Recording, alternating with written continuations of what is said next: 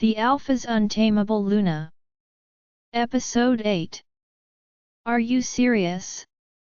Coming up here was a lot of fun and not at all exhausting. I've missed doing things like this. It's been a long time since I gave myself permission to change and experiment, to truly utilize our capabilities. I recall all the times I used to take myself on lengthy adventures at Frostclaw, just to see where I would end up. I believe I don't often enough appreciate this gift of being one with nature. How many times have I come across sights and scenes that are beautiful, even magical? It's easy to forget how fortunate we are, because it's simply a part of who we are. Finn answers my question, his gaze returning to the landscape. To be a regular person and be denied such a chance. I sigh and shake my big head. After going through this world and this life, I'm not sure I could live like that. Finn's mind flashes to me, a busy, crowded city with cars parked in a queue along the road, their exhaust suffocating the clean air with enormous clouds. Oil leaking from a burst pipe into the deep blue of the Pacific, trash along a beach, the cacophonous chatter of city streets, how humanity has been destroying and taking this planet for granted for centuries. I am aware. Saddened by the truth of this, I say. We are among the few human-like beings on the planet that are making an effort to care. Finn becomes irritated, and his fur stands on end. Even what we try to do for the Earth might not be sufficient. Not all packs practice the same level of protection and preservation as the Dreadmoors, and even if they did, it might already be too late. It appears that preservation plays a significant role in pack life here. I respond, remembering the various meetings Finn mentioned he had to attend regarding various environmental issues, such as trash cleanups along the coast and the regular dispatch of groups to particular vulnerable habitats in an effort to scare off and discourage humans from visiting the area too frequently. Yes, it is. As he turns to stroll down the rocks and observe the opposite side of the 360-degree panorama, Finn affirms. Leading a pack is pointless if you don't intend to defend your land, even if it's not yours. After all, what good is a pack if you have nowhere to live? I follow him, absorbing the remainder of the expansive view. All of it is absolutely breathtaking. I know our friends and family are still in the Dreadmoors territory because I can see the ocean in the distance, just a vast blue expanse on the horizon. As you stated, do all Dreadmoors preserve and protect? Even those in the east? The fact that Finn is based here, so far away from the Dreadmoors, and yet he is still Alpha despite the fact that they are such a big and established pack with thousands of members across the nation makes me wonder how this actually works. Our factions back east are run by my most devoted and reliable members. He responds to my query. Some of them are still in charge from the time my dad was Alpha, and they showed him years ago that they could fulfill his wishes even from this distance. I slowly nod, but I'm still not entirely sure if the people running the factions are Alphas in and of themselves. Sort of. With me following closely behind, Finn lopes down even more. They resemble pseudo-alphas in most ways. Within that pack, they are given the most power in their respective regions. However, the major decisions are not made by them. I still have to be consulted whenever something troubling arises. I constantly speak with them over the phone and in conferences because of this. They are merely my messengers and executors of my decisions, and they are aware that my word is final. As I think about this, I hum to myself. I imagine that's a lot of stress and responsibility. How many factions are there besides the one based here? Finn, light on his paws and agile, shrugs as he carefully leaps down from one big boulder to another. He makes it appear so graceful and easy. Although the workload is time-consuming, it's not as bad as you might think. However, in general, the problems we face are not nearly as stressful as you might imagine. He glances back at me from over his shoulder. Benefits of having a well-thought-out system with elders who offer additional knowledge and experience. Most of the time, it's just my authority that supports the solutions we come up with together.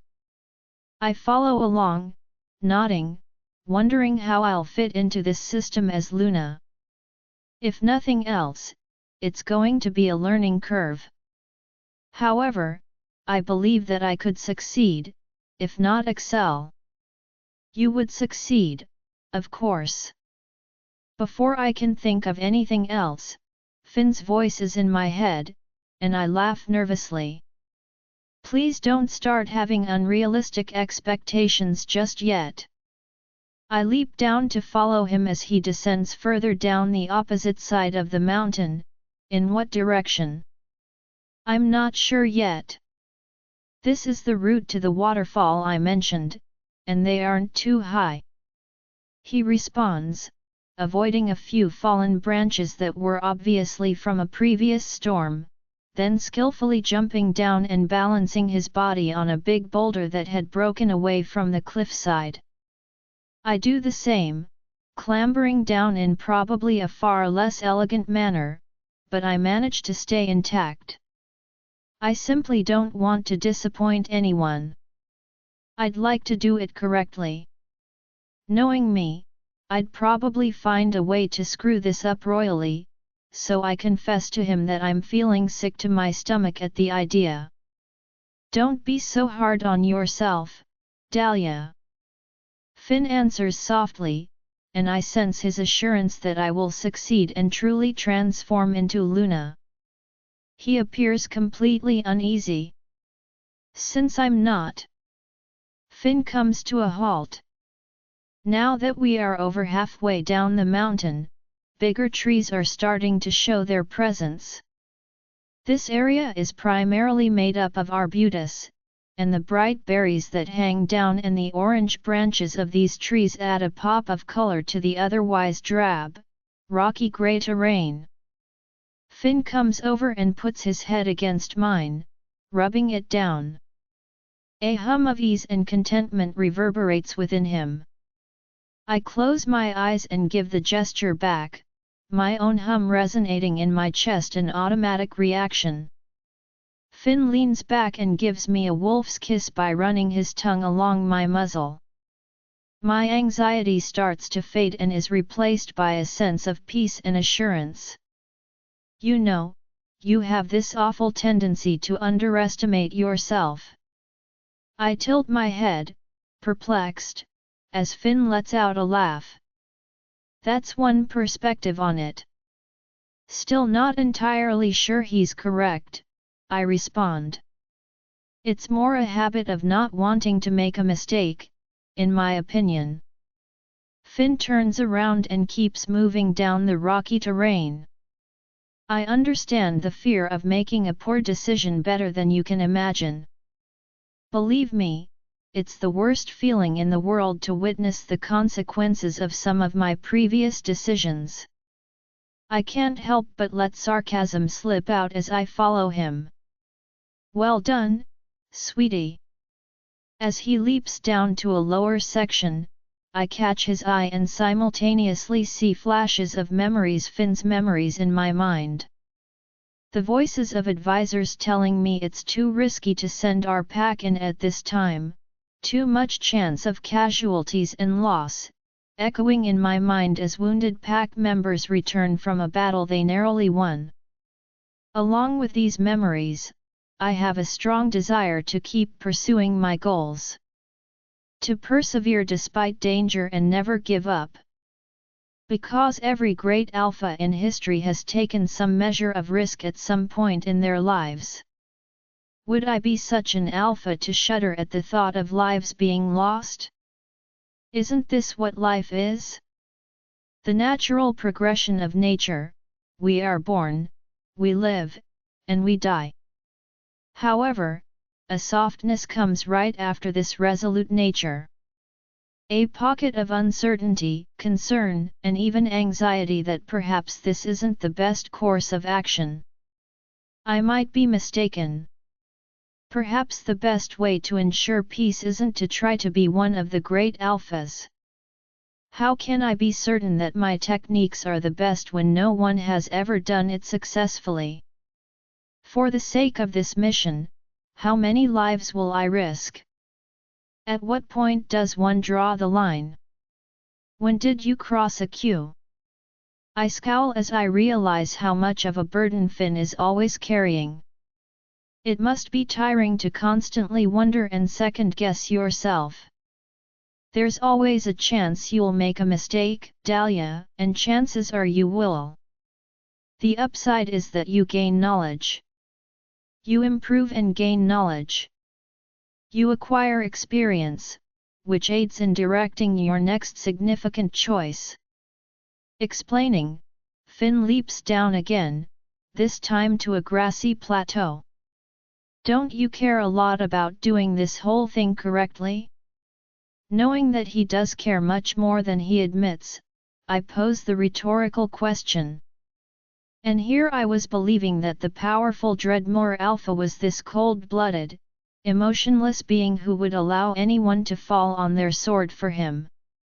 Now that I know how completely untrue this is, I almost want to laugh at the thought. However, I suppose this is what happens when you become a legend among your peers. Stories are narrated, embellished, and twisted. I stand with Finn where he is now, looking out over the landscape in front of us and the rest of the mountainside.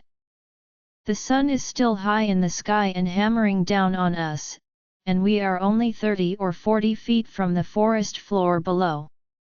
As it crawls up to dance through our coats, the soft breeze rolls across the ocean. Yes, well, I don't enjoy seeing my pack members perish for the cause.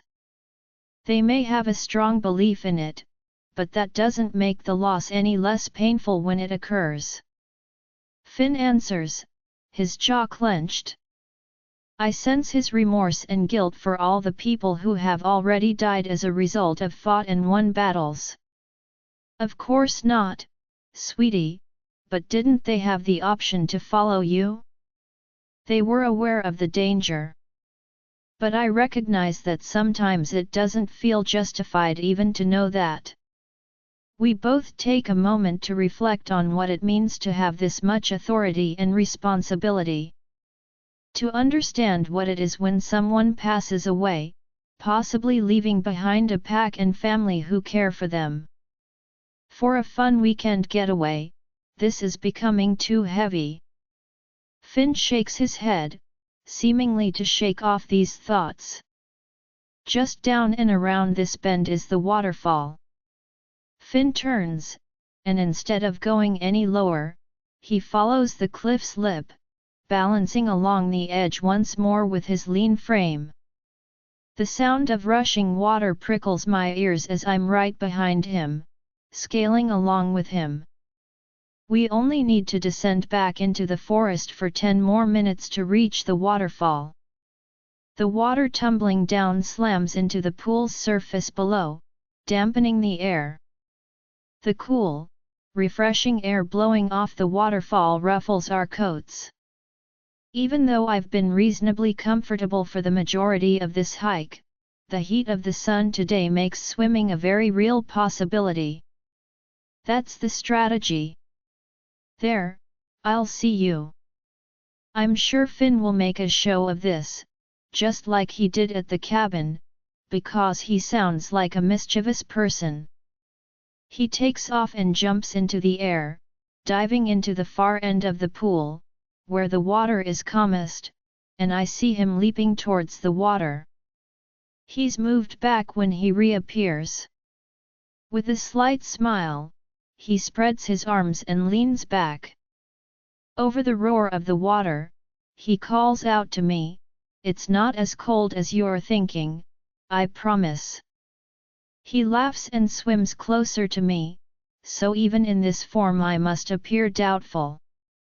"Would I lie to you?" he asks. I approach the pool's edge, where he is treading water and appears to be amused by my hesitation. I don't like swimming in the cold, even on hot days. I lower myself to the water's surface and stick my nose in to check the temperature. Yes, it's cold, but it's the kind of cold that, on a day like today, would probably feel good on your skin.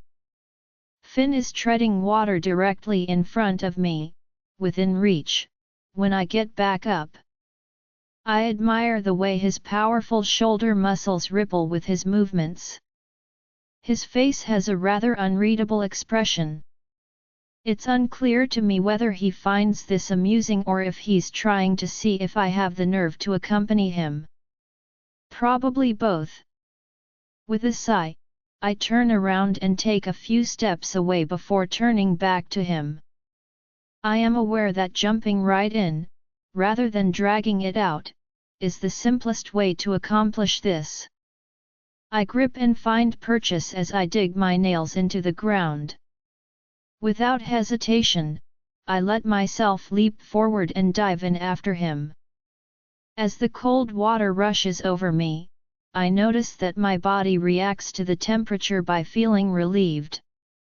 Like Finn, I shift, the hot, burning sensation contrasting deliciously with the cold water as it runs down my spine and extremities.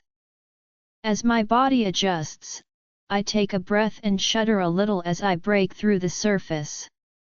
Finn is swimming towards me from where he was at the edge, and I push my hair out of my face. With a knowing expression on his face, he asks me, "See? Is it so bad?" Then he stops in front of me, and I say, "Fortunately, you're right this time." "Fortunately?" he asks once more. He looks interested as I tilt my head back and use the water to completely slick my hair out of my face. "What would have happened had it not been to your liking?" he asks. A smile tries to break through my lips, but I suppress it as I continue. "I'd have to stage the protest of all protests, of course. Massive meltdown, cancel the trip, take me home." I shrug easily as I swim towards the pool's edge, eyeing a big rock that I could use as a nice anchor. What any other girl would do, you know. I hear Finn swim towards me as well, so I cling to the side of the rock, letting myself float freely. He is now only a few inches away from me as I kick and turn to face him. I feel his arm slither around my waist, drawing me against him as he grasps a piece of the rock and draws himself closer to me. Pressing against each other, our heated skin mingles with the cool water, simulating the feeling I experienced when moving beneath the surface. In pure bliss, fire meets ice and melts together. I hum, dropping the rock and putting both of my arms around his neck instead. 20 feet away from where we are now floating, I can feel the rush of wind blowing against us from the crashing water. "This is nice. I like this." I smile. He answers, "I thought you'd be a fan." With a ghost of a smile on his face, Finn leans in to meet my lips. I grip him more tightly, feeling the tiny electric currents that flow through me wherever his lips and skin touch mine. Even though it irritates me, the fact that his tongue teases mine is what keeps me coming back for more. I feel as though there is an intangible barrier that I can never fully break through, and I can never get enough of him. My midsection is skirted by Finn's free hand, which traces a hot path across my hip before he grabs me roughly at its curve. I feel his grip on my flex as I bite down on his lip, causing him to groan in return. I try to make the remaining space between us disappear by drawing myself inexorably closer. We both gasp as Finn breaks off the kiss, but he doesn't waste any time in ravaging my neck and bare chest. I sigh as his mouth moves over my wet skin, gently and carefully biting, sucking, and licking. As he does, I arch my back towards him, my fingernails digging into his shoulder. I groan, "Finn," as he begins to scrape his teeth against the flesh in a manner that ought to be illegal. He takes care of me just as well as ever, and we are both having trouble breathing as he returns to my mouth. "Dahlia," he says through his fast breathing while staring into my eyes and blinking water from his eyelashes. I feel like there's a shift in his behavior at the moment. The change between us is almost imperceptible to me. He seems genuinely anxious or something. He begins, "Dahlia, but stops short, his eyes searching my face inexplicably. I wish I could see what was going through his mind more than ever. The way he looks at me, the way my body feels in his arms, the way each dip and ridge fits perfectly, all of it is such a wonder to me, and I fervently wish I could experience what it's like for him as well." A smile tugs at the corner of my mouth as I cup his cheek. He seems to be at a loss for words, and to be honest, I never imagined that day would come. I would be lying, though, if I claimed I wasn't at least somewhat enjoying it. "What is it?" I inquire, my confusion genuine. As we recover from the heated moment, our breaths are now evening out. For a brief moment, I catch a glimpse of something in his eyes. I'm not sure if I would describe it as fear, but it bothers me. But as soon as I catch a glimpse of it, it's gone, and all that's left is the usual warmth and mischievousness I see in him every day. He looks out at the forest in front of us and says, "There's more I want to do today." "This is great, of course," he says with a smile as he touches my nose. I nod in agreement as he says, "But I don't want to lose out on doing the other stuff too." Finn's arm is around my waist once more, flexing to hold me against him as I shrug and say, "Okay, well yeah. I'm pretty cooled off now, we can keep going." He smiles and leans in to give me a tender kiss. "We're going to have to come back," he murmurs. He looks up at the blue sky and says, "Maybe tomorrow, if the weather is still with us." I give a nod of agreement. "Yes, we will." In an attempt to shorten the drying time, we move away from the waterfall and shake ourselves off. I was so close to saying it to telling her that I was shocked. When it came down to it, I simply couldn't, even though everything was ideal and the timing was ideal. The words begged to be spoken, but she was afraid of being rejected and of having her face fall when she realized that she didn't feel the same way. Even though I am aware that we are mates, that our relationship is so special and one of a kind, and that Dahlia has virtually no chance of rejecting me, it was still too much. It was debilitating to consider that I might lose her if I revealed my feelings too soon. I was unable to say it because doing so would make it more real, which would also increase the likelihood of getting hurt. As we transform into wolves, I'm careful not to let my mind stray to the whole realization that Dahlia and I are in love. I am aware that when we are connected by our mind link, there are very few mental barriers separating us. Rather, as we are both hungry and in need of a meal to sustain us, we track and hunt together. We stalk silently as we get closer, following the scent of a doe through the trees. The deer, grazing and shuffling through the grass, is unaware of this. Although she is small, she is just the right size for us both to feel satisfied after receiving our assistance. Dahlia and I communicate silently and take up positions on either side of the doe, obstructing its escape route. I try to take advantage of the tall August grass by crouching low. Dahlia is on the opposite side of me, and even though I can't see her, I can tell she's getting closer. The doe perks her head up, her ears rotating like satellite dishes, listening for any indication of danger in a tense, silent moment. She is probably aware that she is no longer alone because it is a basic animal instinct to sense that something has changed in the environment. I say to Dahlia, and we both slow our breathing while attempting to be as still and quiet as we can.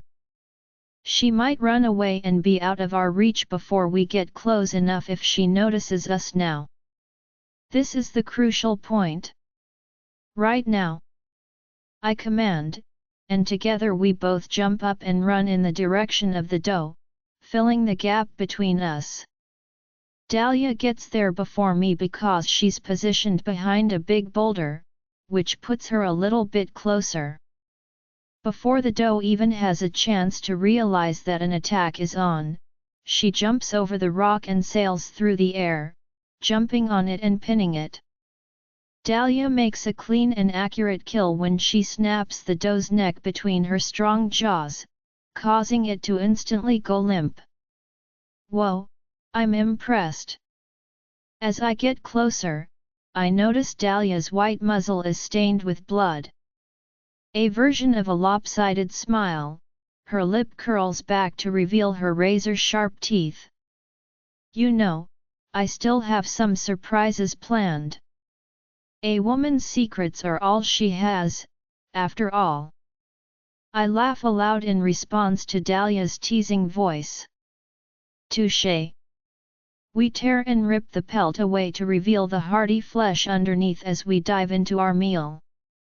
Even though we quickly dispatch the animal, we eat for what seems like several hours. After finishing, we both lie down and lick our paws and jowls to see what's left. I take the lead and Dahlia follows me, trotting easily as we make our way back towards the cabin. Just the two of us here feels so natural. Leaping and bounding over rocks and streams purely for the pleasure of experiencing the forceful contraction and release of our muscles. Enjoying the fact that we can hear and smell everything within a 5-mile radius, keeping our heads down, and taking in the scents that drift up to us.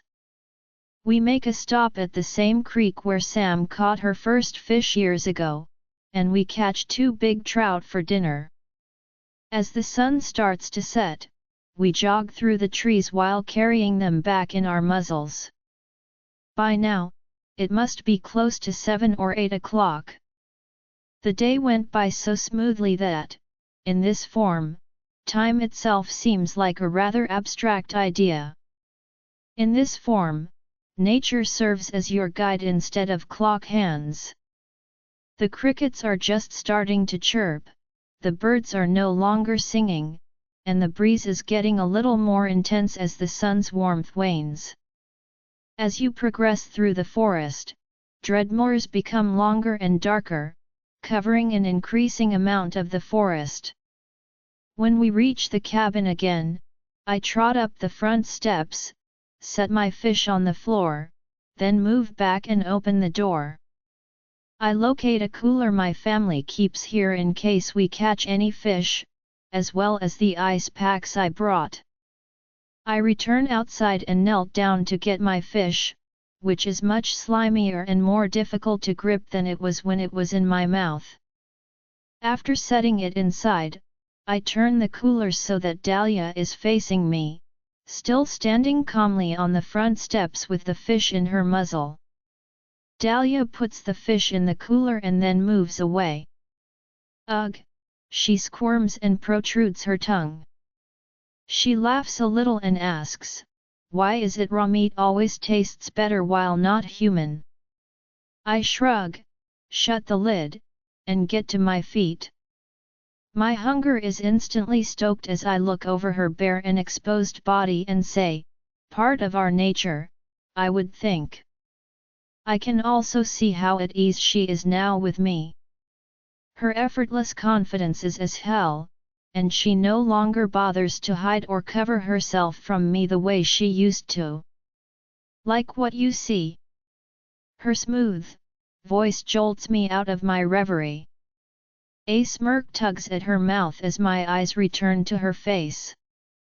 As I close the cooler's lid and resist the urge to take her right here where she is, I honestly say, "More than you know."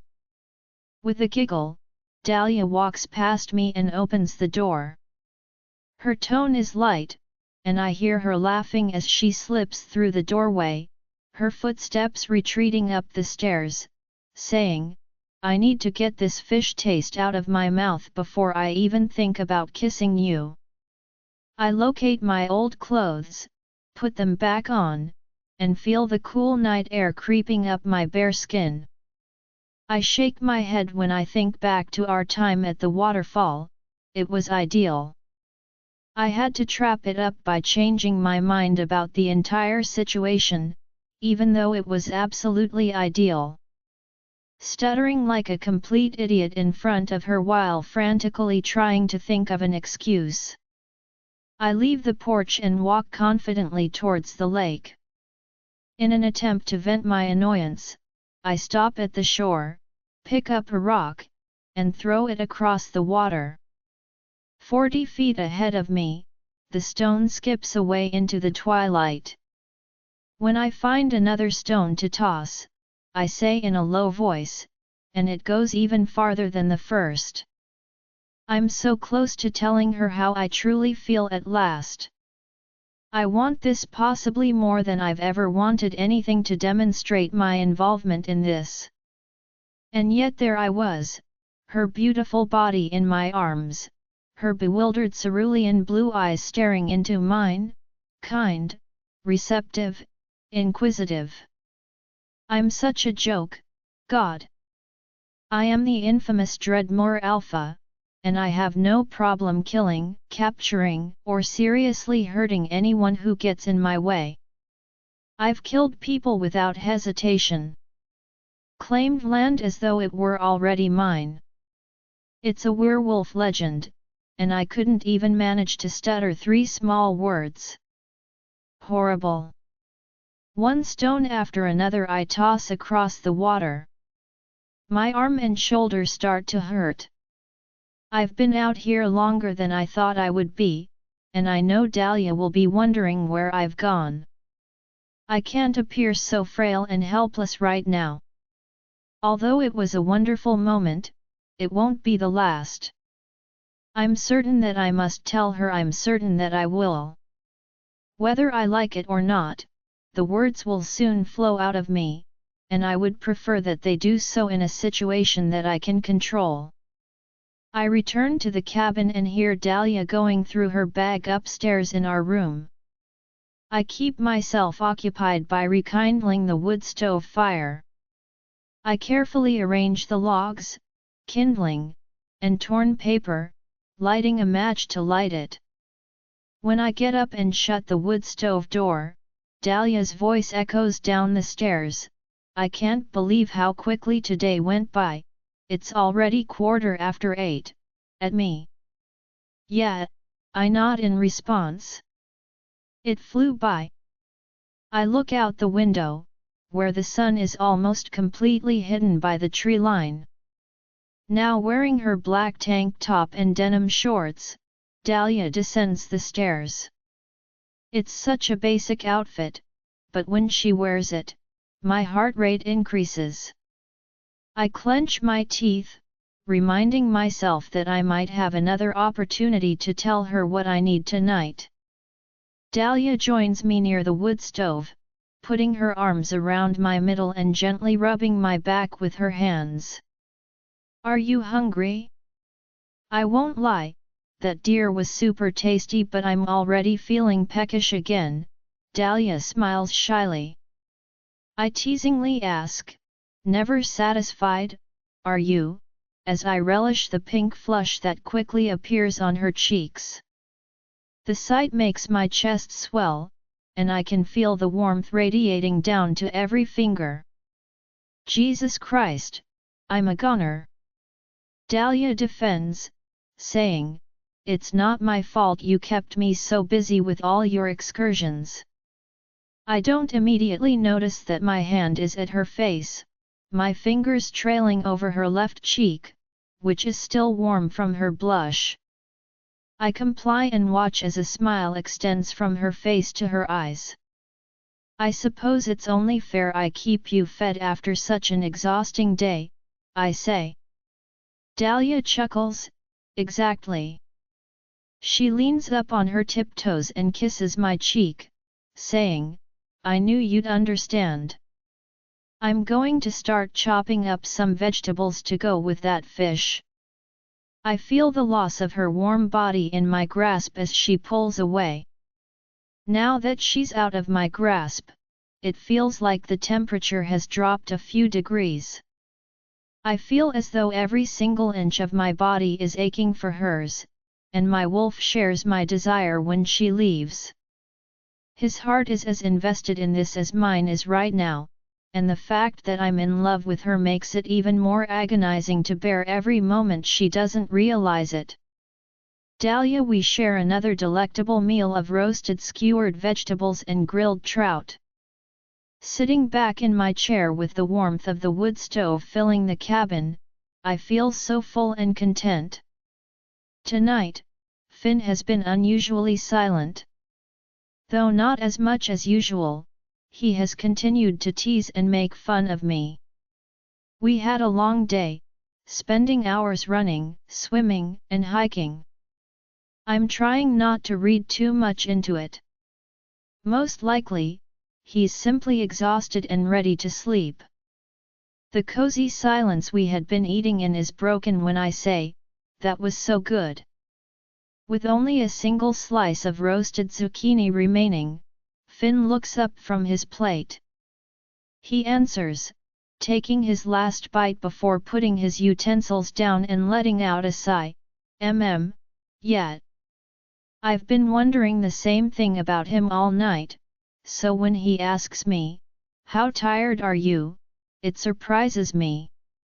In an attempt to convey to him that I want to make the most of our current time together, I say, tired but not down for the count by any means. How about you? I ask, taking a moment to look for anything strange in his face. He replies, not tired in the slightest. I laugh as a smile appears on his face. With my eyes narrowed, I say, bullshit. Fine, he laughs. He appears thoughtful for a moment, as if he's replaying our day in his head. I'm about the same. Today was fun, but we did a lot.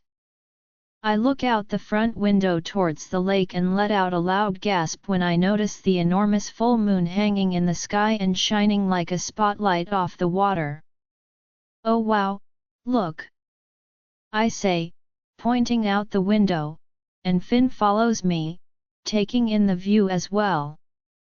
He nods, as if he is at a loss for words. That's something. He abruptly pushes his chair back and gets to his feet. He asks, want to get a closer look? I nod as I sit up and get to my feet. I smile eagerly and say, yes, please. I can't wait to get outside and see it for myself. We go outside, and Finn holds the door open for me as we descend the stairs and cross the distance to the lake shore. Tonight's temperature is surprisingly high, much warmer than it has been in weeks. Finn is standing next to me as I stand at the water's edge, staring up at the sky. He also moves his head back, absorbing everything. There are thousands of tiny diamonds shining in front of us, brighter than I have seen in a long time, and the night sky is clear and unhindered. The warm breeze caresses my bare skin in a delightful dance. It is nearly blinding to look at the moon's reflection off the water. The water appears to be made of glass because it is motionless and still. A devilish grin appears on my face as a plan takes shape in my mind. I take off my shirt and shorts in a hurry. I'm just wearing my black lace thong, which I slide down my legs, as I stand here. As I get closer to the water, I hear Finn's breath catch and he clears his throat. I give him my best bedroom eyes as I glance over my shoulder. Feeling the water even warmer than the evening air, I dip my toes into it and ask him, "Fancy another swim?" I take another step until I reach my waist, then I turn to look at him. Standing on the beach with my heap of trash next to him, Finn appears to be a motionless statue. His expression is very difficult to read because he is fully illuminated by the moonlight reflecting off the water. Once more, I have no idea what he might be thinking at the moment. But as I watch him watch me, I can feel my skin tingle with anticipation. Finn also takes off his clothes without a word. At the sight of his, I bite my lip, dozens of ideas racing through my head about how to make him happy. I realize that spending so much more time alone is undoubtedly paving the way for us to eventually go one step further and accept one another as partners. If I claimed I hadn't been considering it ever since Finn brought up the idea of us traveling together, I would be lying. I simply don't want to go too far. It's okay if Finn feels like he needs more time. However, I'm not against looking into the possibility either. I lower myself up to my shoulders, letting my hair fall into the water. Isn't it so nice? I ask myself.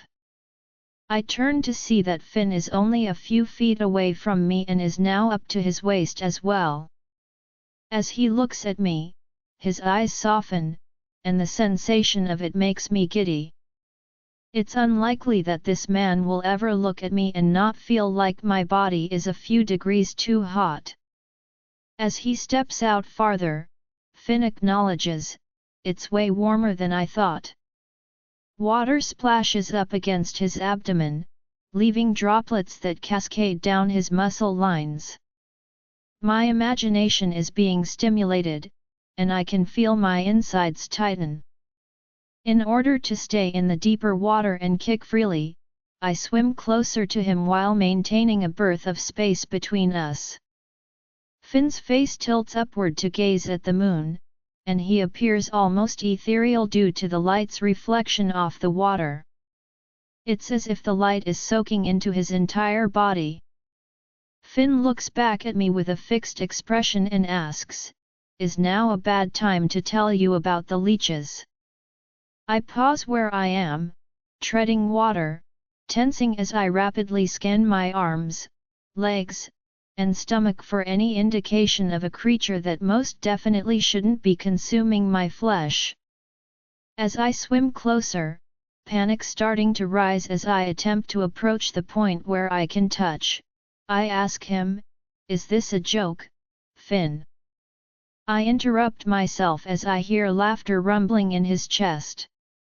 This had better be a joke because I swear if there are actual leeches on me right now, you do not want to. I interrupt. I become aware of his trick and become irritated.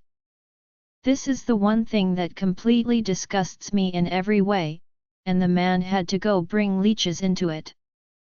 It doesn't matter now whether Finn knew this or not before entering this lake. Finn does nothing to conceal the smirk of achievement on his face as I whisper menacingly, "Oh, you are so dead." My eyes narrow. I extend my arm and forcefully sweep it through the water, dousing Finn with a great splash. Unexpectedly, he splutters a little and pushes his damp hair away from his forehead while wiping a hand down his face. He says in a low voice, cloaked in the powerful alpha tone he frequently employs at home, "Okay, now it's on." With his hands reaching out to grab my waist, Finn leaps at me, bringing us closer. However, I had already anticipated this, and by the time his hands clasp nothing but water, I have pushed off the ground and am out of his reach. I tease him from a few feet away, sending him another splash that hits the side of his torso. "You'll need to be faster than that, baby," I say. He roars through the water towards me, his powerful arms driving him on, and I hear a real growl from him.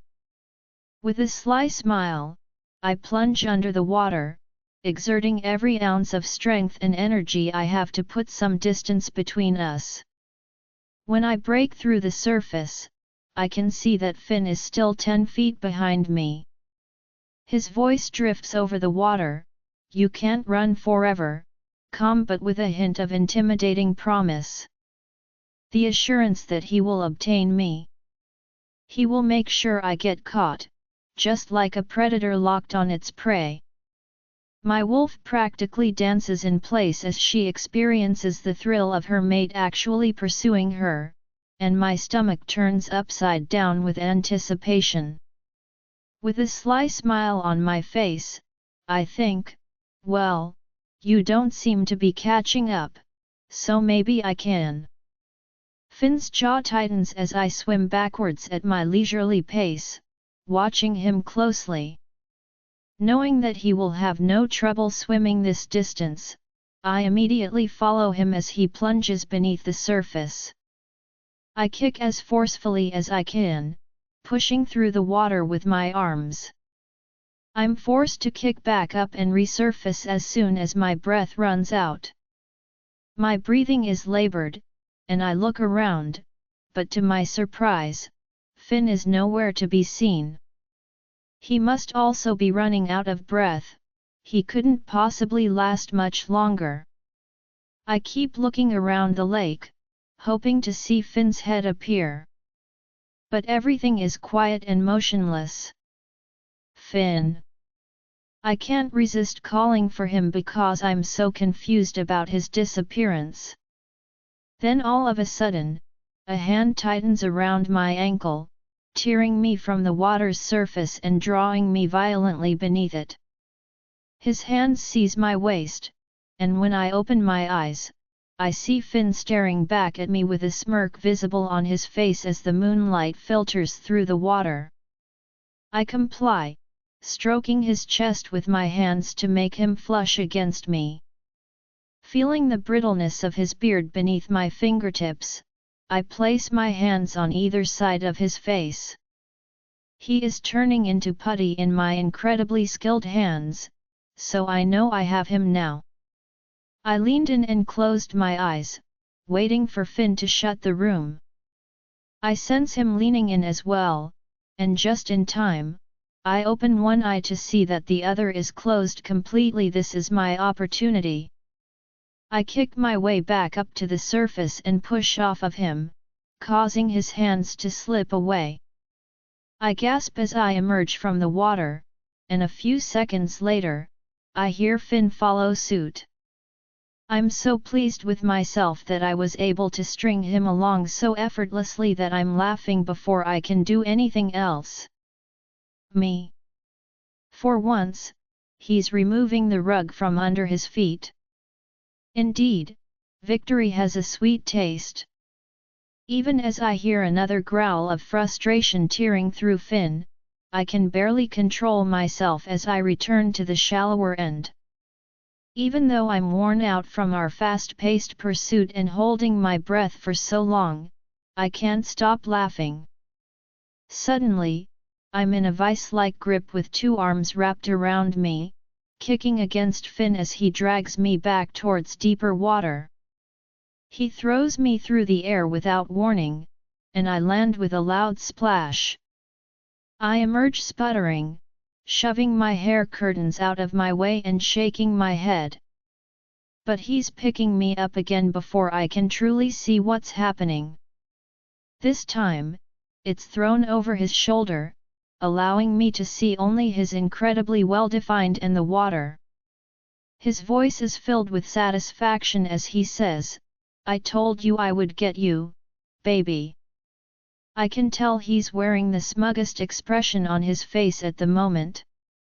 I shrug and concede defeat, saying, "Well, in my defense, I like to think I made it at least a little bit challenging for you." Finn laughs as he carries me back over his shoulder and gently places me on the lake's shore. A valiant effort, just too bad it went to waste in the end. Though it's only 6 or 7 inches deep, we're still underwater. The wet earth moves to fit my shape as my back presses against the shore's rock. Finn lies down beside me and puts his arm around my shoulders so that I can put my cheek on his chest. Finn's thumb lightly brushes against the curve of my shoulder, his rough skin contrasting deliciously with my own softness. My right hand rests on his chest, directly over his heart, which beats steadily and predictably. We're still breathing a little bit heavily because our game has really sapped our last bit of energy. However, we are now lying back, our muscles unwinding, the lake's warm water caressing our bodies as we gaze up at the thousands of stars above and the massive full moon that is now high in the sky. A sigh of sheer satisfaction slips through my lips like velvet. "Is something wrong?" Finn asks in a worried tone, his body tensing a little beneath mine. I laugh and shake my head, grinning. Still in awe of this moment and how extremely fortunate I am to be sharing it with him, I respond, "No. Not at all. It's just, here, right now, everything is absolutely perfect." Instead of craning my neck at the sky, I tuck my head down and into his chest as I settle against him. I shut my eyes and inhale his woodsy aroma, which makes my wolf shiver with delight. For a few minutes, we both keep quiet and savor every moment that is present. With someone, I don't think I've ever felt so calm, relaxed, and at home. Finn's arm flexed around me, his warm skin pressing into mine with a familiarity that should take years to develop. The complete calm that comes from being together and alone like this is just too good to be true, but I know it is. All of this is true and real to me in some way. This reality would have seemed more like a dream only a few weeks ago. The reverse is now taking place, though, as my former existence at Frostclaw now seems more surreal to me. As though when I arrived here, discovered the Dread Moors, and met Finn, I had just begun to awaken from that dreamscape. I'm on the verge of dozing off right now, and I wouldn't mind at all if I did. I open my mouth to say I'm sorry if he has to carry me up to bed again, but Finn speaks first, in a quiet but confident tone. "I love you, Dahlia." Dahlia. I take a moment to sit motionless while my mind processes what I just heard. My lungs have been sucked of air, and I'm not sure if I'm excited or afraid, possibly both. I feel like my head is spinning from the mixture of emotions. I hear myself begin to say something, but the words simply vanish, and I sit up a little to gaze at Finn's face. Was that what he said? Or did I just imagine it? Did he actually? I'm not sure if this is all in my head or not. Finn sits up on his elbows and angles his body to hover over me, saying, "Hear me out for a minute, please. You don't have to say anything, just, that clarifies that this is real." His voice has never sounded like this to me. He sounds so raw and vulnerable, as if he is currently at my mercy. His heart is starting to pound hard in his chest, and I can hear it too. He is really anxious about this, and he is really nervous. I reply simply, okay. I'm not sure if I can even construct complete sentences at the moment. Finn's jaw is fixed as he swallows forcefully before he speaks, and his eyes scan my face with such tenderness. You know that I never really thought this was going to happen for me. He says. He explains, his face somewhat pained, even sad. Generally, alphas find their mates so early, so soon. When it didn't happen for me by the time I'd turned 21, I just decided there was no hope. No chance of ever knowing one of the most incredible experiences our kind gets to have. Finn, I whisper, experiencing his heartache as though it were my own. Feeling like you're destined to be alone and watch other people have what you so desperately want for yourself for the rest of your life. He pauses and looks away, his eyes now looking far away as if he is reliving those years. I'm sure you can understand why throwing myself into the role of Dreadmore Alpha came so naturally. It was all I had, all I cared about. My pack, my land, spreading our power and movement, it was everything, and I lost myself in it. I've done some truly horrible things, Dahlia.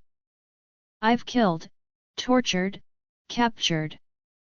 All in the name of the movement, but I think there were times when I did it simply because I could. Because I knew no one would stop me, no one could stop me. Wondering how many lives Finn took when he didn't have to, I force myself to swallow back the lump in my throat. When he had the option to leave. But Finn didn't, presumably because he was so hurt, but also because of the Dreadmoor's mission and the need to maintain their vicious reputation. Anyone within range was regarded as collateral damage as he struck out like a wounded animal. He looks back at me now, his brown eyes genuinely sad, and confesses, I'm not proud of the person I was for those years. I did the pack proud, sure. Took more land than we had in decades, acquired more members than ever before, the movement was thriving, but the only thing driving it was my unrelenting desire to fill a void. The void left behind by the conclusion that I just wasn't destined to love, or be loved, by anyone else aside the family I was born into. My heart can't handle hearing how alone Finn was, so I bite the inside of my cheek while tears sting the backs of my eyes. How isolated he thought he would remain until the end of his life. As I try to make sense of everything, the words I want to say to him are still jumbled and nonsensical in my mind. Finn chuckles softly, moving behind my ear to brush some damp hair off my forehead. But then you came along, he says. Perhaps the most sincere smile I've ever seen on his face, he says, literally slamming right into me like a ton of bricks. His hand strokes my cheek, his fingers soft and warm against my cool skin. I thought I was having some insane hallucination, it's only because every other person in the square was looking at you that I knew you had to be real. I put my hand over his and hold it to my cheek while briefly closing my eyes to savor the sensation. At the mention of this, my eyes flash open as he whispers, barely above a whisper, God, you were so beautiful. Then 5 minutes later I was absolutely beside myself, listening to you defy and challenge my authority. You made it clear that although I'd found you, you weren't mine to have. You were going to make me work for it. Earn your respect. He laughs. His eyes are as warm as molten amber as he laughs. There I was, having waited years, convinced I was one of the rare alphas who never takes a mate, and once I finally did, you stood there telling me I wasn't your alpha. I managed to find my voice and respond, well, to be fair, I was convinced you were a murderous unforgiving alpha on the power trip of a lifetime, given the stories. Finn gives a shrug of approval and nods. I'd be lying if I said I wasn't a little bit pleased to know you were so scared of me. After all, that's exactly the reputation I'd been working so hard to build. As Finn's hand moves from my cheek to my mouth, his thumb gliding across my bottom lip, I respond, too bad I saw right through it. A giggle escapes my lips. You did. He murmurs in agreement. I hadn't anticipated that, you figuring me out so quickly. Drove me absolutely mental. This reminds me of our first few days together, and I can't help but smile. All of our conversations were so heated and charged. Despite my reluctance, every instinct in my body was urging me to comply with his wishes. Even though our connection is so irresistible and intoxicating, my personal values and beliefs prevent me from losing it too soon. Finn draws a line from my jaw to the hollow of my throat and says, "You're the most headstrong, stubborn, relentless person I've ever met. Even when you're given compelling reason to turn away from someone you don't. I gave you plenty of chances to give up, and I wouldn't have blamed you if you had, but," Finn draws a line through my collarbone. "You never did." With a smile tugging at the corners of my mouth, I whisper, "I don't like giving up." Finn smiles, letting out a laugh that echoes through my body. "I've noticed." His finger moves again, my breath catches, and I instantly want him to continue because his touch is deliciously igniting my nerve endings. "You've brought a part of me back, Dahlia. A part of myself I figured had died a long time ago. You make me feel like there's another way of doing things, so much possibility as far as how I show up as an alpha, as a son, a brother, a friend, and a mate." He takes a deep breath and clears his throat. He looks at me intently, as if he knew I would take issue with his assertion that you're the strongest person I know, and that's not an exaggeration. As Finn rolls his eyes amicably, I mumble, a smile tugging at my lips, "I didn't say anything," with eyes that seem to see right through my inner workings. He replies, "You didn't have to." A part of me is starting to think that he can somehow. Finn's hand moves from my waist to cradle my cheek, saying, "I don't need you to say anything. It's fine if you don't feel the same way right now, but I just need you to know." I sink back into him, the familiar, reassuring touch. Realizing how far gone I am with him is also making my heart race. How much he now holds in my heart, and how happy I am to know that I don't want to change anything because doing so would be a loss. Now that I have this, it would be absolutely devastating to lose it. I can't tell if it's the moonlight reflecting off the water, but I swear his eyes are glistening right now. "I want this, Dahlia. I want you. Every day. Until you're sick of me, and even after that." His voice falters. "I love you. So much that it scares the living hell out of me." He giggles. "I don't care if you need more time or want to take this slow, I love you too."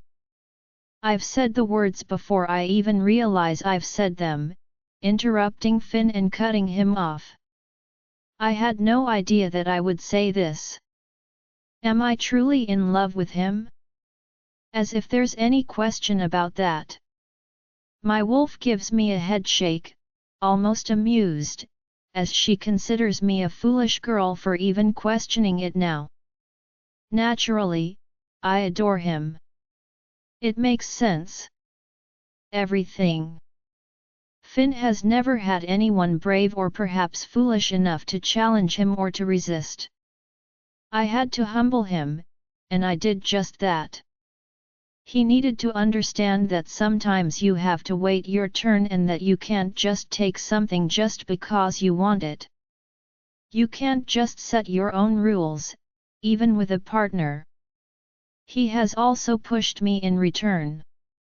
Encouraged me to feel more self-assured and confident, to believe that I possess the strength and capacity to accomplish anything I set my mind to. He has taught me leadership, how to make mistakes and accept them, and what it's like to have so many people depending on you. I've learned from him that even the smallest deeds can have the biggest effects on a pack. That the little, sometimes overlooked gestures are more important than the big, showy ones. Everything matters. Indeed. Now that I understand, my wolf can finally relax, and she lets out a sigh of relief. In addition to realizing why this is meant to be, I now know what she has known from the beginning. Now that I'm looking up at Finn, he's the one who appears to have had his breath taken away. His gaze frantically searches my face for any indications of hesitation or dishonesty. Oh my darling, I'm so sorry to hear that you're still afraid I'll convince them otherwise. That even though you're learning that love can be true, that it's not only real but also unquestionable, you're still learning to trust in it. What? Finn finally stutters, appearing truly perplexed. I realize how ridiculous this man can be, so I reach up and cup my hands on either side of his face, letting out a laugh. I speak slowly, letting my tone of unwavering conviction fill every word. I love you, Finn. He ought to realize now that I'm being honest. No tricks, no games. He must, in my opinion, because all of a sudden his arms are wrapped around me, engulfing me in his embrace and pressing me against him. I give it back with the same ferocity and urgency, even though it almost hurts. Oh my God, he says in my ear as he holds me to him with his hand against my hair. His voice is heavy with emotion as he says softly, "You have no idea what that means to me, Dahlia."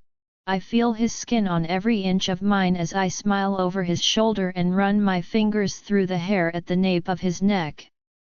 I close my eyes, tears starting to form behind them as this emotion love overwhelms me. It seems like it will burst from me at the seams. Never-ending, unstoppable, and uncontainable, like an endless ocean in which Finn and I are adrift, floating far out into the distance. Complete bliss in each other, free from all stress and worries. I take a step back and kiss him. He answers right away, his grip on me getting slightly tighter as our desire reaches an irresistible climax. It's a passionate, yet tender, kiss. Finn pulls me up on top of him and lies back on the rocks. With his hands gripping me as if his life depended on it, he separates to plant a trail of hot kisses behind my ear and down my neck.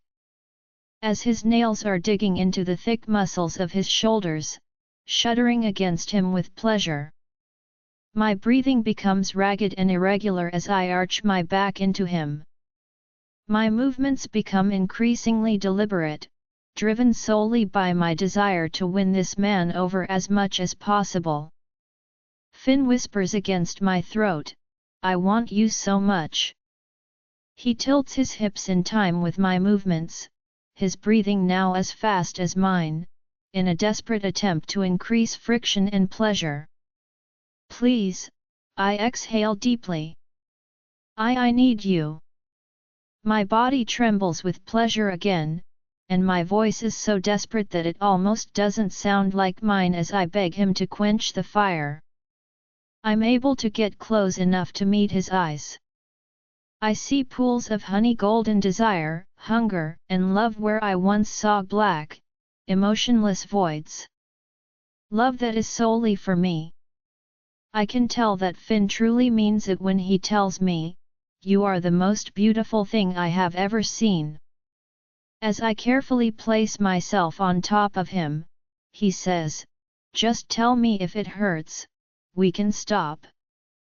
I'm so certain that an act of love with this man could only be toe-curling ecstasy that I say, "It's not going to." Finn says, "Promise me," in a firm voice. I lean down to ghost my lips over his while grinning and shaking my head.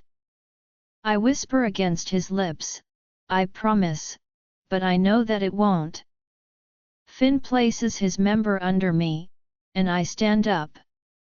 I begin to relax as the tip glides over my folds with a delightfully smooth and slick feel. The sensation of finally being so close to what we've both been battling for weeks makes Finn's breath catch. I descend further, sensing my entrance encircle him in a single, thrilling motion. The pleasure rocks through me as I gasp at the feeling. In response, I tighten my hold on his shoulder as I try to get used to the sensation. His worried voice is in my ear, "Baby." I manage to say, rocking forward just a little, gasping once more at the novelty of it all, "Oh my God, it's amazing."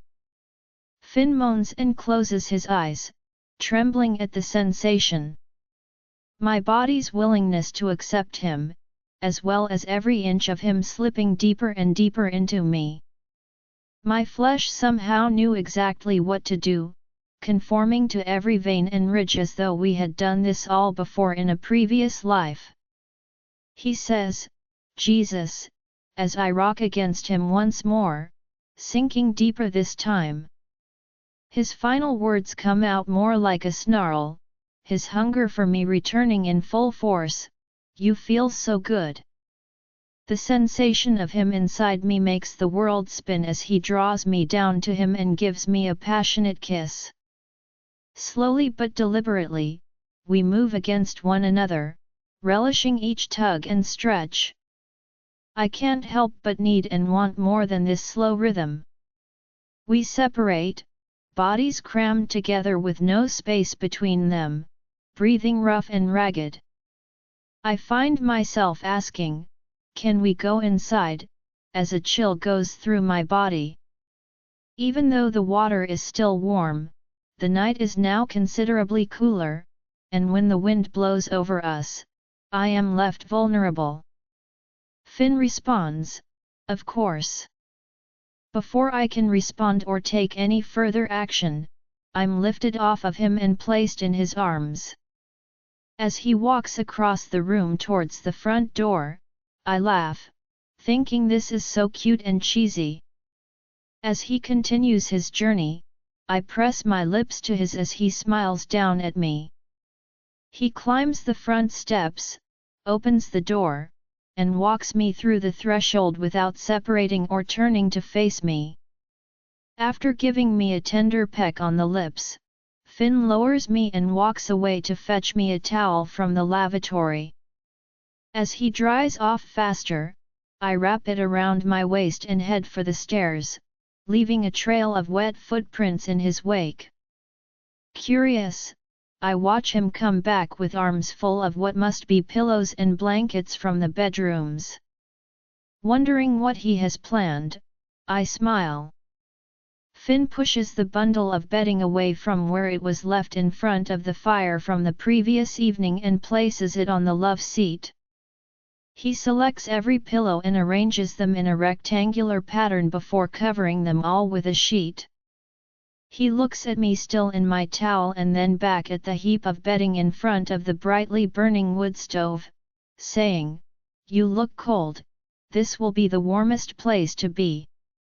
I grin and say, "I could use some warming up, and Finn's eyes darken as the hunger spark flares up again. Finn finds 2 more big blankets and arranges them just so before settling into the makeshift bed. I dry my hair and admire his craftsmanship before joining him. I ask slyly, "Now, where were we?" Finn with my arms by Dahlia's sides, I help her back into the pillows. She has a faint smile on her lips, as if she's trying not to show off how excited she is. However, suppressing how much I want this or her is no longer important to me. I've spent enough time doing that in the past few weeks. I remind her of the earlier promise she gave me by saying firmly, "Again, say something if it hurts." Dahlia's arms reach up to wrap around my neck as she laughs and shakes her head. She smiles and closes the distance between us, saying, "I'll tell you, but if what happened earlier is any indication of what's to come, we're going to have no trouble." I enjoy the sensation of her tongue gliding over mine as it explores, teases, and even dominates. My whole body tenses in reaction, and I growl when I feel her bite down hard on my lip, her go-to strategy for making me come undone. She separates herself to tell me, "I want it faster," her eyes gleaming in the firelight. She says with a sheepish smile, "I don't think I can handle slow tonight." I clench my jaw at her admission. I skim my nose down to her and plant a kiss on her throat, breathing her in. I hum against her skin, saying, "Whatever you want, baby." With my tip grazing her dripping folds, I maneuver to her opening while attempting to keep my weight off of her. My wolf raises his head to howl with delight as I hiss through my teeth and feel the sensation rocking through me. Dahlia sighs at the contact, and as I continue to move inside her, I notice that her eyes are arching and drifting closed. As she inhales me more deeply, inch by inch, her muscles contracting so flawlessly around me, I find it difficult to maintain my breathing. Pulling and squeezing in a way that I've never experienced with another woman before. Dahlia tilts her pelvis upward and murmurs, "Oh, yes," in an attempt to absorb me as thoroughly as possible. I moan as I bury myself in the hilt and look down to see my member vanishing inside her. "Yes," I say, closing my eyes as I revel in how tight she feels and how desperately she throbs against me. She says, "Finn," as if my name were a delicate delicacy. And all she can manage to say between her ragged breaths is, "More, please." Gorgeous, so breathtakingly gorgeous, and mine. I fully extricate myself before plunging back in with greater force and speed. I tremble at the sensation, feeling the familiar fire that only shifting can bring, and briefly seeing my vision turn red. But at this moment, I know I won't. I am aware that I am in control and that I could never let myself harm her in that way. My wolf doesn't want to miss this either, that's all. Dahlia whimpers with delight as I press into her once more, this time precisely when her hips meet mine. Her legs tremble against my body as I watch her writhe beneath me, and I growl. Unrelentingly, I drive into her once more, remembering that she couldn't handle anything slower and that she wanted this fast pace. I can relate to her because there has been a lot of longing and desire between us lately, and the pressure is increasing. There is no other way to let that out except to open the floodgates. "Oh God, yes," she groans as she reaches for my hips in an attempt to draw me closer to her.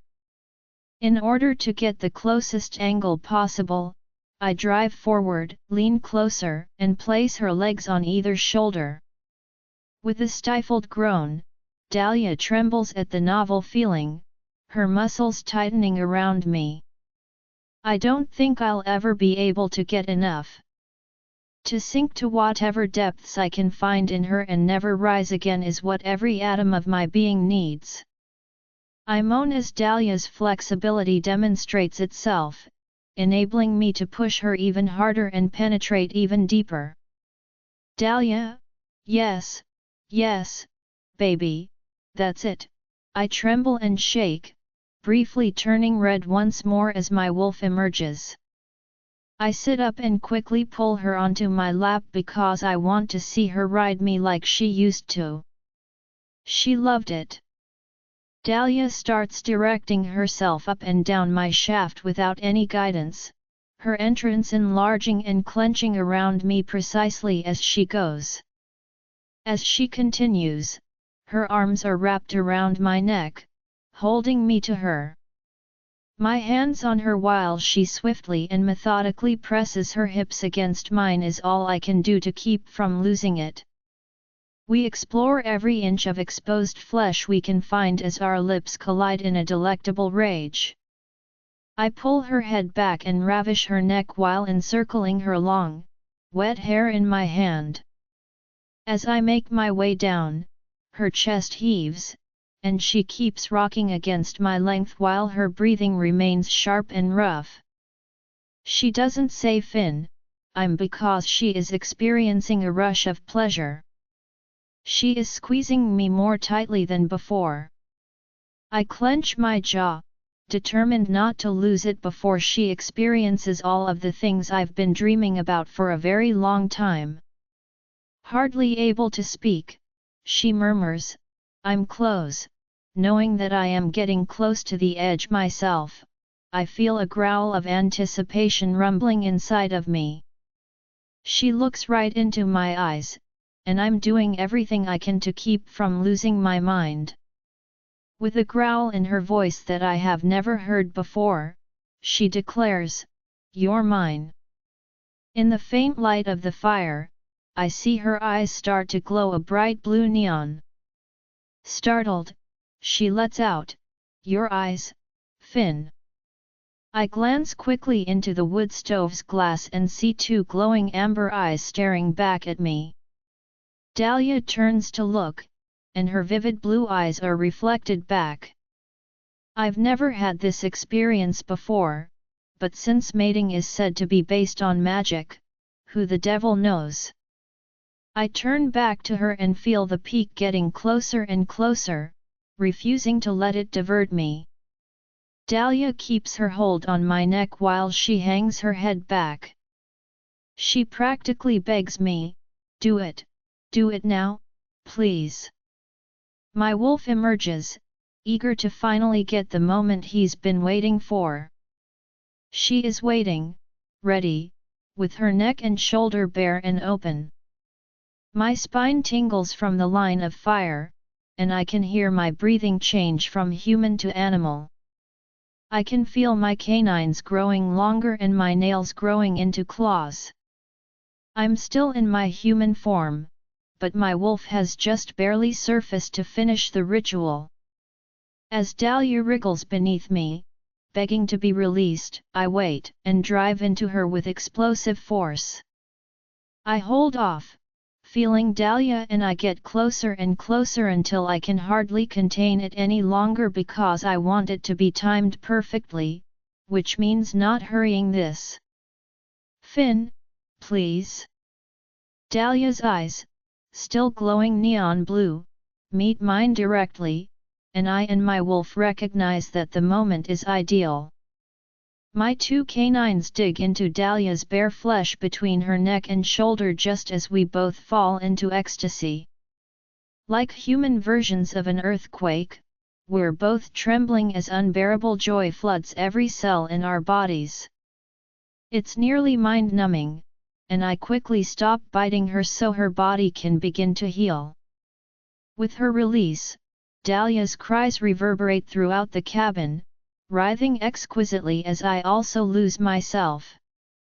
I'm not sure how long it will last, how long we'll be buried together in this ecstasy, our bodies pressed so close to one another that I can't tell where she ends and I start. Our acceptance and our bond are the only things that matter now.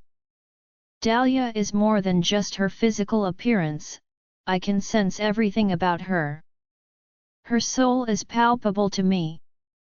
I sense the goodness within it, her stubbornness, and her unwavering will to do what is right for others. Her pain and anguish at losing her family and pack are palpable to me. I sense her disgust and rage at the strikers, as well as her desire to hold them accountable. She has grown to love my pack, our pack, over the past few weeks, and I can sense that too.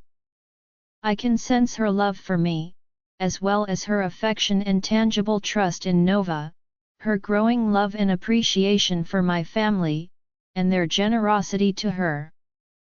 Her love seems to burn through her and into me, stronger than nearly everything else. It envelopes us both in its warm glow, which is both hypnotizing and all-pervasive. I've never understood how much I mean to her as much as I do now. How strong the force of her love for me is, how genuine and profound it is. Like a tsunami engulfing land, it tears through me, drawing me under and in. I'm not sure how long it will be before we get over our high. It could have been, and it feels like hours. We no longer have time, so we have no right to request that this moment be shortened. I wake up and find myself lying next to Dahlia. Our bodies are completely relaxed as our breathing settles and returns to us while the fire continues to crackle and project its heat out onto us. It has begun to rain, and the sound of the drops hitting the roof is soothing and lovely. In the distance, thunder rumbles in the sky. Dahlia is lying on her side with her eyes closed and facing me.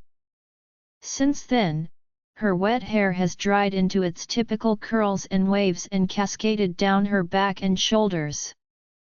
I extend my hand towards her, tracing the curve of her jaw and down her cheek.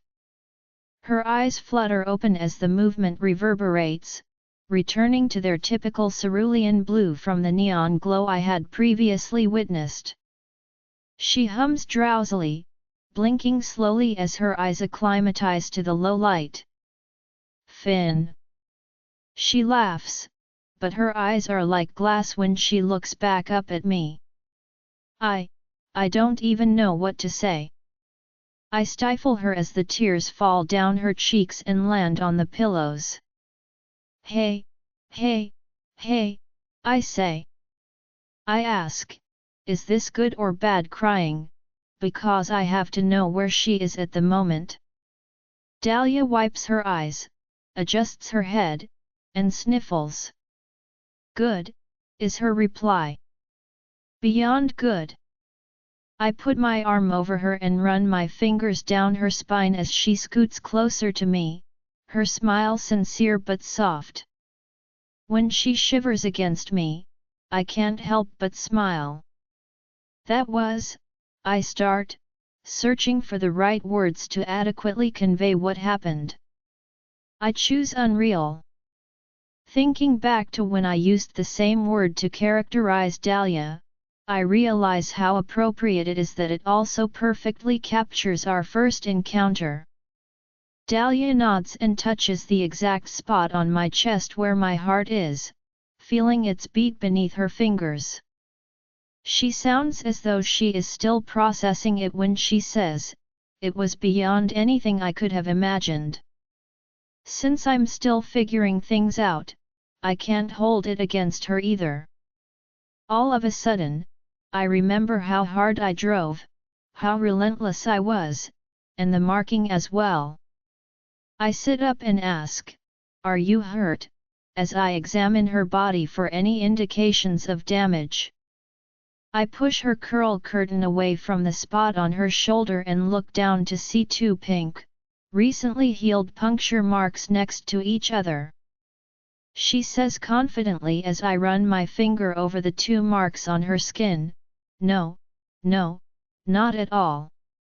With her hand now reaching up to feel for the mark, she explains, it felt amazing, actually. There was pain at first, but then after a second it just sort of melted away. All I could feel was you. I'm sure she's assessing my response as she turns to face me. Knowing she wouldn't lie to me about this, I simply nod. Good, I say as I bend over and kiss her forehead. She cranes her neck for me as I pull away, and I can't help but smile as she draws me in so that we can kiss. At the touch, that indisputable warmth spreads through me once more. It was perfect, but not nearly as overwhelming as it was. I carefully step back, assessing Dahlia's velvety skin and the redness beneath her cheeks. She asks me, "Will you say it again?" as her eyes light up and a giddy smile appears on her face. I laugh and find her hand by drawing a line down her shoulder. I close my eyes for a second and bring her knuckles to my lips, kissing them tenderly. I notice that her eyes are already watering again when we look at each other. I love you. Dahlia Finn draws lines on my skin as we drift in and out of consciousness while we spend the remainder of the night curled up in front of the wood stove. We both wake up at the same time in the middle of the night, and before we communicate with one another again, we give ourselves up to one another a second time. Physically, it's equally amazing as before, but less shocking to the mind. We sleep in a heap again, Finn cradling me to his body and whispering in my ear another reminder of his love before he nods off. I don't even know if I dreamed because I sleep so soundly. It is well into the morning when we wake up. Around us, light pours in through the windows, and the wood stove, which has burned all night and all morning, is nothing more than a glowing heap of embers and ash. I turn and look at Finn, who is still sleeping peacefully. I watch his quiet breathing and the rise and fall of his chest while folding my arms and resting my chin on top.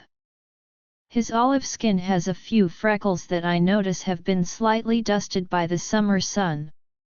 I let out a sigh, happy and satisfied, so completely relaxed right now.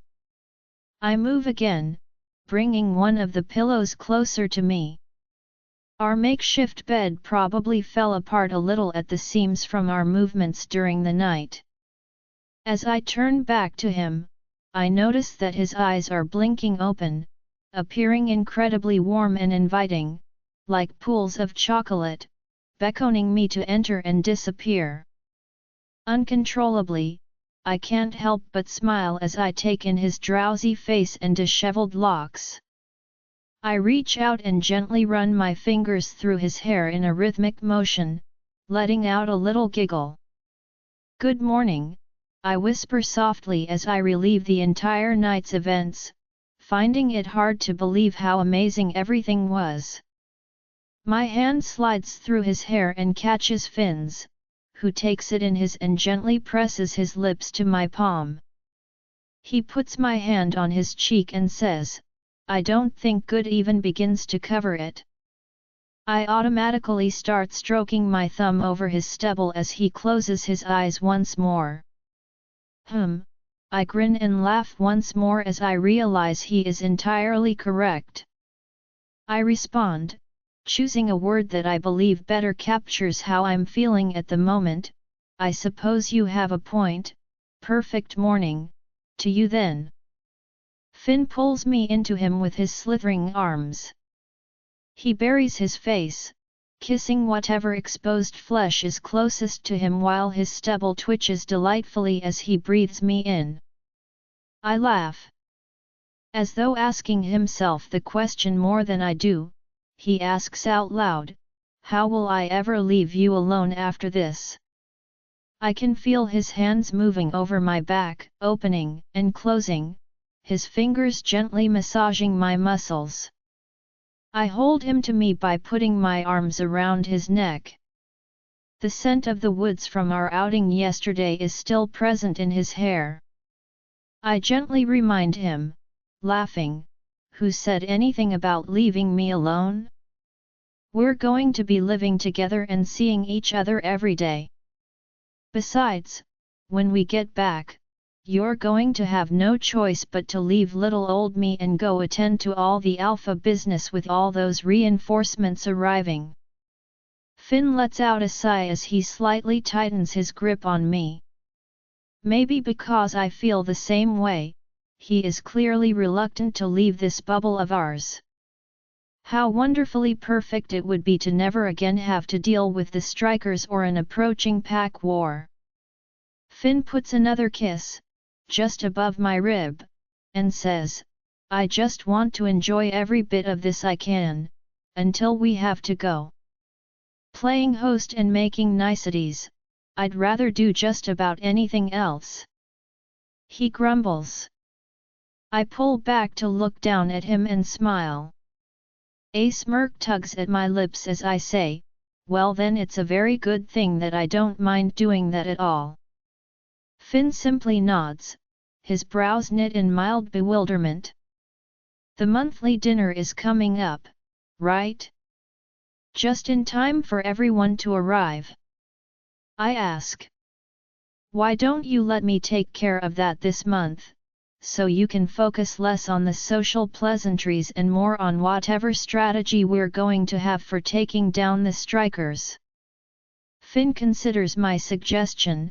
I can tell he wasn't expecting to hear it, but he is at least a little interested in it. Finn gives me an out, which I expected him to do, the foolish thing. "You want to do this? Because you certainly don't have to. I could ask my mum or dad," he starts. I look him in the eye and try to make it clear that I'm convinced. "Yes, Finn, I want to." "Really?" I shrug, sincerely interested in learning more about these other factions Finn has been working with virtually. I have to start doing Luna things in some capacity, right? I feel like this dinner will be a great way for me to try it out, and also get to know our friends from back east. With both of our legs still intertwined, Finn sits up and I do the same. His thumb gently runs over the slant of my cheekbone as his hand reaches up to cup my cheek. He leans in to plant a gentle kiss on my lips, pressing his forehead against mine. Finn pulls back just a little and looks at my face before saying, "I want to introduce you formally, to the pack too, at the dinner. I think I've kept you to myself long enough. It's time they get to know their new Luna." My insides tighten with both excitement and anxiety when Finn says the word Luna. It makes it so much more real. I am a Luna. And not just to any pack, but the Dreadmore pack. Being able to experience the joy and responsibility of it with Finn at my side. I press my lips to his more firmly as I lean into him once more. My hair knots at the base as his hand slides into it. The softness of my body contrasts so beautifully with Finn's hard, contoured ridges as our bodies press flush against one another. He groans as I pull back, his hand tightening at the base of my skull as I nip at his bottom lip affectionately. As my chest swells with what I can only describe as pure giddiness, I smile and say, "I want that. I want that very, very much." I smile despite the kiss as Finn pulls me onto him and covers my mouth with his. "Come here," he says. I comfortably sit on his waist, enjoying the hardness that is developing beneath me. Finn abruptly pulls away, and I stare at him bewildered, my smile still firmly fixed on my face like the naive fool I know I am. "What?" I ask, shaking my head while my hair drapes over my shoulder like a veil. With his eyes darting over my face with a sort of scrutiny I'm not sure I should appreciate or be concerned about, Finn tucks one of the loose strands behind my ear. He replies in a wistful, almost aloof voice, as though he's just woken up from a dream, "I'm just realizing all over again that you're mine." I nearly lose my breath when an emotional stab goes through my chest. I feel his hand moving up the side of my neck, creating a path to cup my cheek, and I close my eyes. I lean into him and feel love and total peace wash over me again. I whisper softly, "I am baby, I'm yours." When I open my eyes, I see that Finn is utterly enamored, awestruck, even with me. Me. Finn sits up and rapidly gets closer to me while his mouth tears into mine. I keep up with his speed and intensity, biting softly as his groans reverberate through his body and into mine. Even though I've had him twice in the past 12 hours, I can feel my arousal rising and yearning for him once more. It seems like a gap I'll never be able to fill, a hunger I'll never be able to satisfy, and an itch I'll never be able to get rid of. He is essential to everything in me. I quickly and forcefully stroke him after discovering his length beneath the covers. After a smoldering trail of kisses, he gasps against my neck. He mutters, under his breath. I can tell he needs more because he tilts his hips in time with my movements. Both my wolf and I can sense it, she is fully aware of his needs.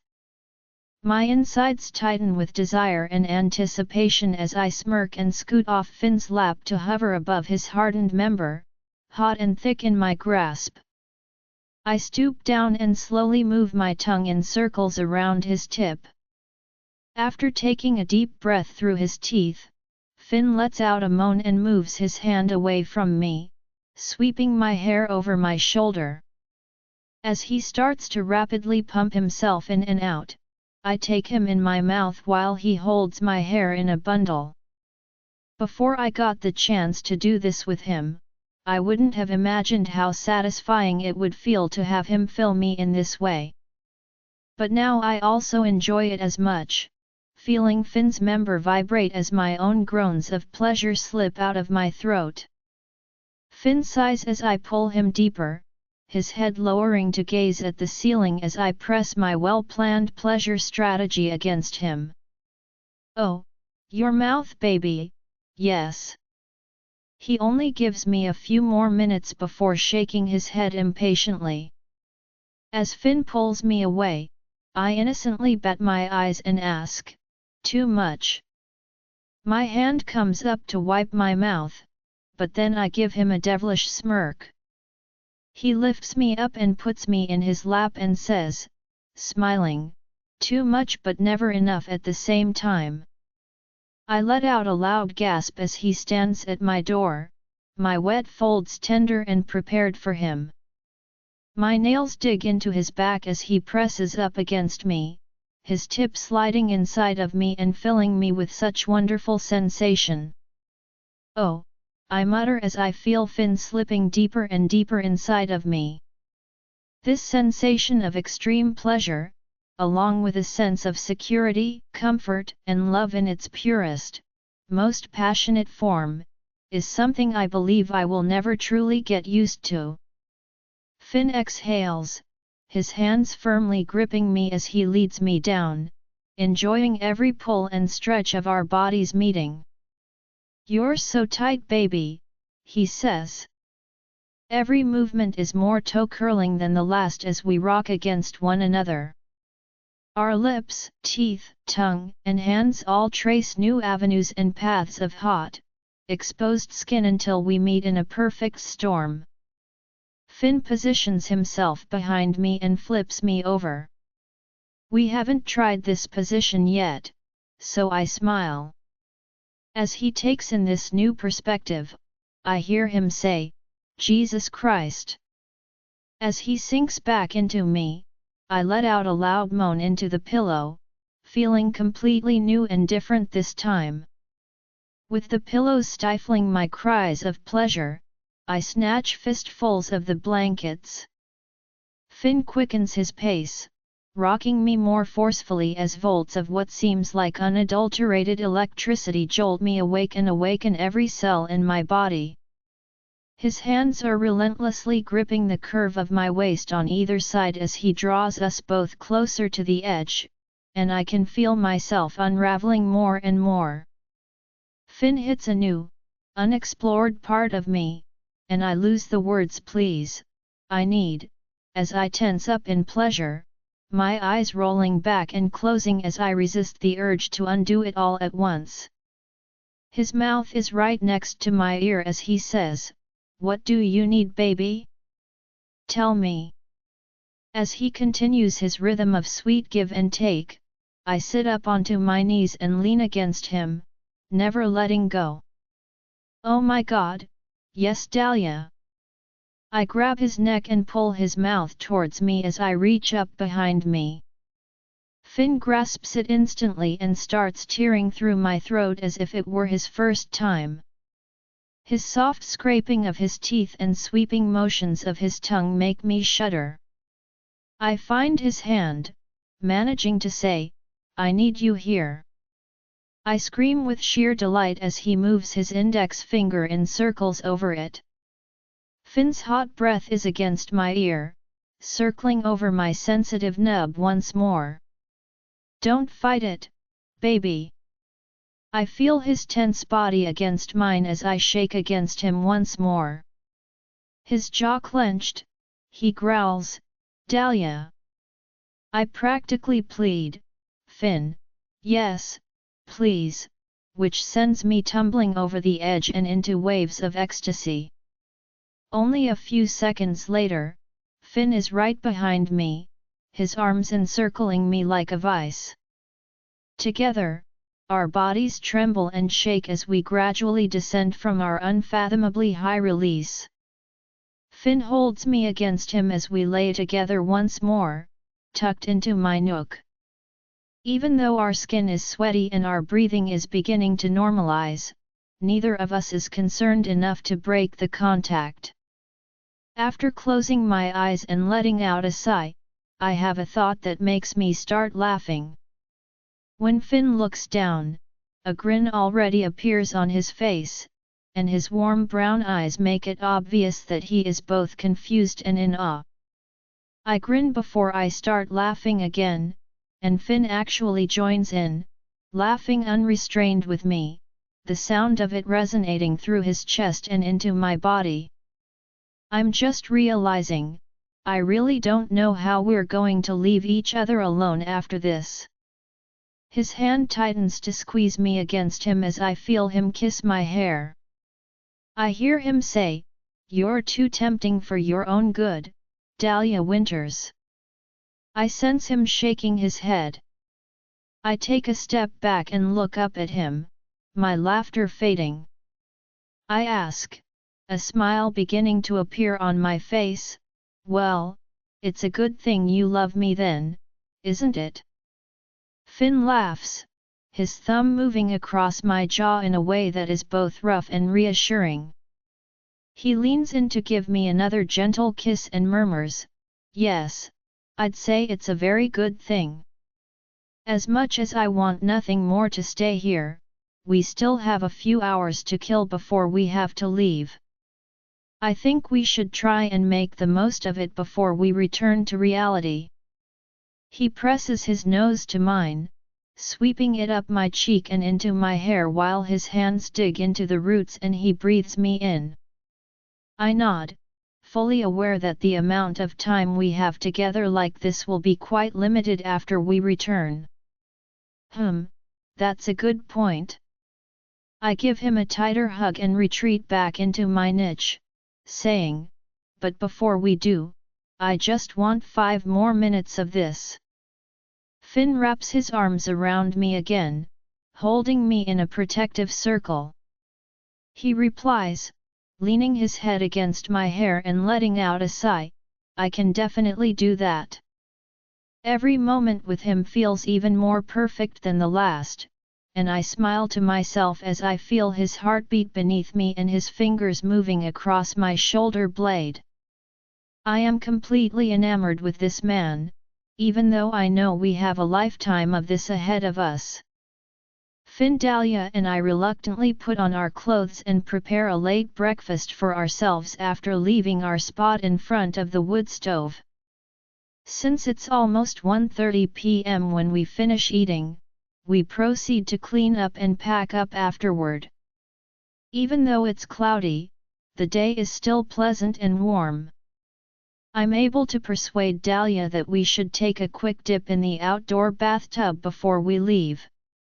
She doesn't need much persuasion, claiming that being clean will make the drive home much more enjoyable. I understand that she has a valid point, but all I wanted was a reason to strip off with her. Clothes feel like such a barrier between us that they should be considered illegal. My skin literally yearns for hers.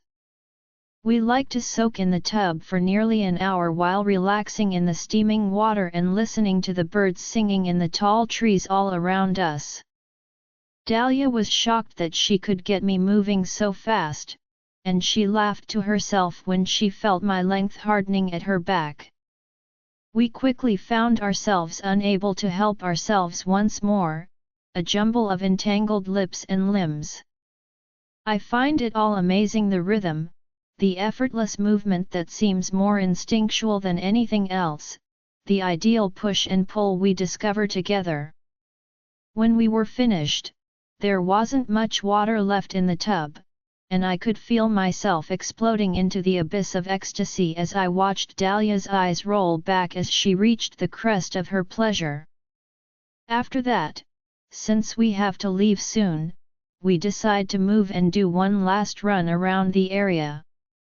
With our noses to the ground, we inhale each scent we come across and pursue it until we discover one that is even more alluring than the last.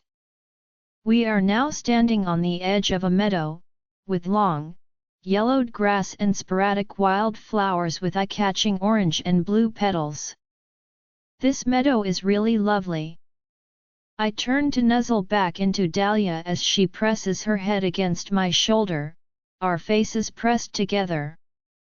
I wish we had more time to stay here. I reply with a sigh, not yet prepared to leave our haven. Here, time really seems to move in a different way. More slowly, but too fast all at once. Like a time warp of some sort. I am aware. It's really strange. In response to my thoughts, Dahlia takes a step forward and enters the open meadow. However, it simply means that we must cherish each moment while we still have it. She takes a step outside and looks down at the flowers. Sometimes it's really important to stop and smell the flowers. I chuckle and shake my head, making the decision to walk around the edge of the meadow instead, keeping my dark coat out of the sun's direct sunlight. We have an hour or so before we have to return, so enjoy every minute, sweetie. Before continuing my walk around the meadow, I glance up at the sun and watch with satisfaction as Dahlia passes by, taking a quick whiff of each flower. Her white fur languidly tangles in the wind. Her slender body, which is equal parts strength and speed, towers over the grass. She is a sight even in this form. Padding along, I lower my head again and pause to scratch my ear against the rough fir tree bark. I shake myself off and move on when a gust from the south brings with it a surprising smell, people. My head instantly perks up, ears turning, nose twitching, as I attempt to relate them to our current situation. There are two of them, both men, as far as I can tell. I will be able to locate their voices in just a few seconds. They are to my right and ahead of me, where the meadow re-enters the tree line. The one says in a low, impressed voice, "You see that, Alan?" Is that a wolf? Alan, who sounds far more terrified than his companion, responds, That's no wolf I've ever seen, Randy. It's huge. There's a clatter, like the metal of a belt buckle striking something. Alan yells, What, Randy? He yells, You can't be serious. Curious as to why humans would be out here, I stealthily make my way back into the dreadmoors of the trees, padding my way closer to them in silence. Randy answers pleadingly, Oh come on Alan, with a sly smile on his face. Don't wuss out on me now, this is what we came here for, right? And look at that coat. Didn't know Oregon had any white wolves, I've only ever known about the gray ones. One of them sounds nervous as he swallows hard. Alan would be my choice if I had to guess. Alan starts, but is interrupted, his breath escaping as if he had just been struck in the stomach. Randy, no, don't be an idiot. You have any idea the kind of fines you could get? Last I checked I'm pretty sure they're protected and Alan starts, but is interrupted. Dude! Shut up! Shouts Randy.